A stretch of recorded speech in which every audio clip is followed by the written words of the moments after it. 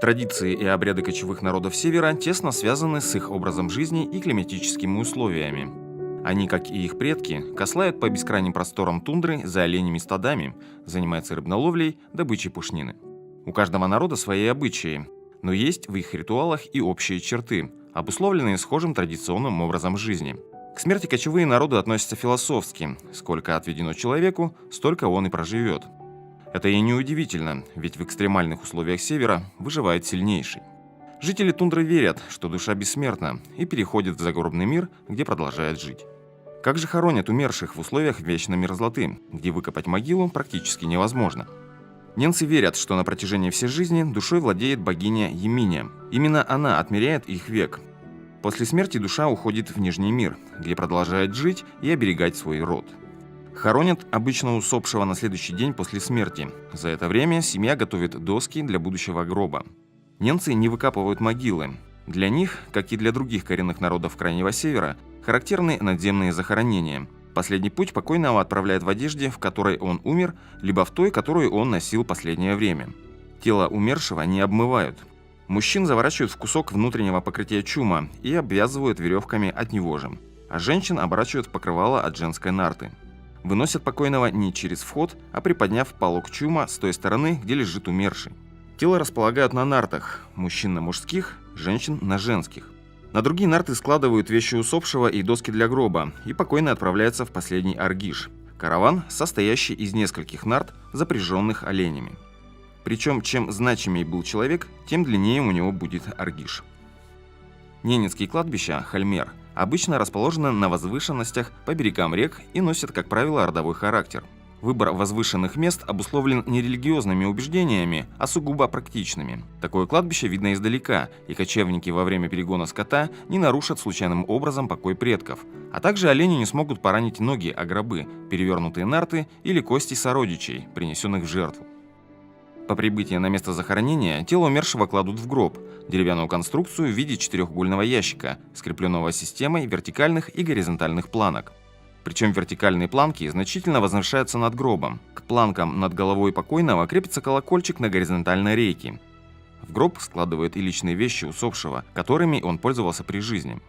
Часто рядом с могилами можно увидеть перевернутые нарты или даже снегоход стоимостью как приличная иномарка. Ненцы верят, что всем этим умерший будет пользоваться в загробном мире. Перед тем, как положить вещи в гроб или оставить рядом, они портятся, но так, чтобы это не было заметно. С одной стороны, это связано с религиозными убеждениями ненцев. В винном мире все наоборот, и все порченное становится исправным. С другой стороны, это делается для того, чтобы уберечь имущество покойных от мародеров. После того, как усопший и все его вещи положены в наземный гроб, его закрывают досками, а сверху накрывают куском бересты или ткани. Ящик устанавливают в 10-15 сантиметрах над землей. Мужскую могилу можно узнать по хорею – высокой палке для погона оленей. Рядом с захоронением приносят в жертву оленей, на которых привезли умершего. Мясо едят сырым или тут же варят на костре.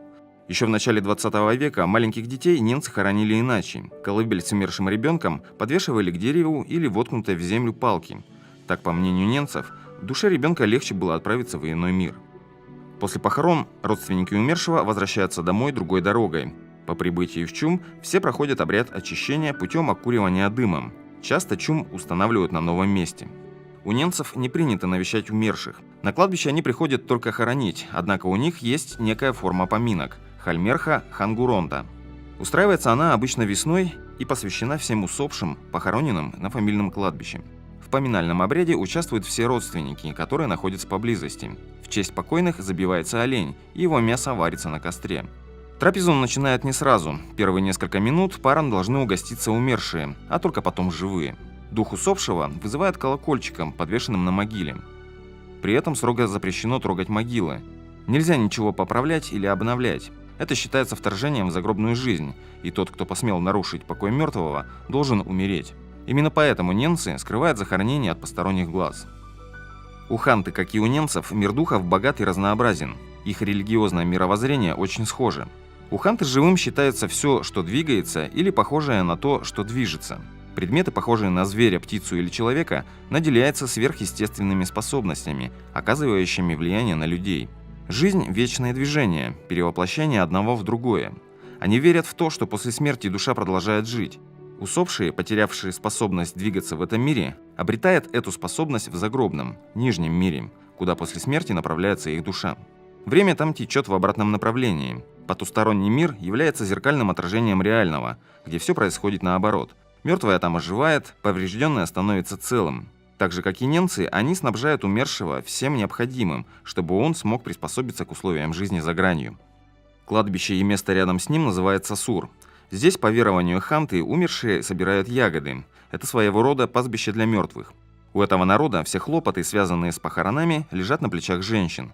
Погребальный обряд состоит из нескольких ритуалов. Знания о них передаются по материнской линии, и главную роль в его проведении играют самые старые женщины рода. Хоронят покойного на третий день после смерти. Сразу после кончины в жилище зажигают лампы, которые горят около 5 дней. Умершего обматывают и одевают в лучшую его одежду. Затем тело помещают в гроб вместе с личными вещами. В течение 2 дней усопший лежит в доме, где его оплакивают близкие. На третий день одна из родственниц обходит гроб против часовой стрелки, изгоняя души умершего веником из беличьего хвоста и нескольких прутьев шиповника. Гроб с покойником выносят через дверь или окно вперед ногами. Хоронят умершего обязательно рядом с захоронениями родственников, чтобы в ином мире он смог с ними встретиться. Неглубокую могилу вырывают так, чтобы тело было обращено ногами на север. У головы покойного располагается специальное кострище – очаг. Здесь родственники проводят поминальные обряды, причем у каждой семьи должен быть свой очаг. Пока мужчины готовят могильную яму для усопшего, женщины разводят погребальный огонь в очаге и накрывают поминальный обед. Обязательной частью поминок является чай. За трапезу приступают после того, как гроб опустят в могилу. Сверху гроба складывают вещи и утварь, которые помогут покойнику освоиться на новом месте. Все вещи портят для того, чтобы в загробном мире все стало целым. Поверх устанавливают деревянное сооружение в виде домика с двухскатной крышей из бревен и досок. Во время поминального обеда часть угощений подносят к могиле покойного и других родственников. После возвращения с кладбища женщины изготавливают итарму – маленькую куколку, куда поместится душа покойного. Ее принято хранить в течение 4-5 лет рядом со спальным местом усопшего. При этом заботятся о ней как о живой. Одевают, кормят, укладывают спать. По истечении 4 лет для женщин, 5 для мужчин итарму кладут в могилу покойного. До этого времени вся забота о куколке полностью лежит на женщинах. Если человек умер неестественной смертью, то недалеко от кладбища строится небольшой домик-амбарчик – уру. В него помещают другую куколку, чуть меньше, чем итарма. Сюда ханты приносят подарки, надеясь задобрить духа. Согласно верованию немцев, если человек был убит или умер вследствие несчастного случая, его душа опасна и может забрать с собой кого-нибудь из близких. Как мы видим, духовный мир коренных народов Севера очень схож. Они живут в гармонии с природой в непростых условиях Крайнего Севера, веря, что после смерти жизнь не заканчивается. Но с приходом христианства не всем удалось сохранить вековые традиции своих предков.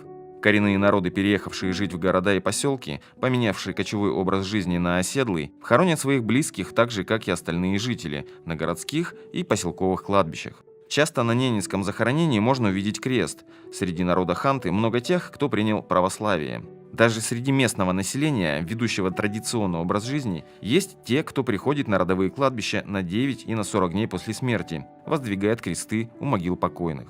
Однако северным народам, кослающим по просторам русской Арктики, до сих пор удается сохранить знания и традиции, тысячелетиями передававшиеся из поколения в поколение.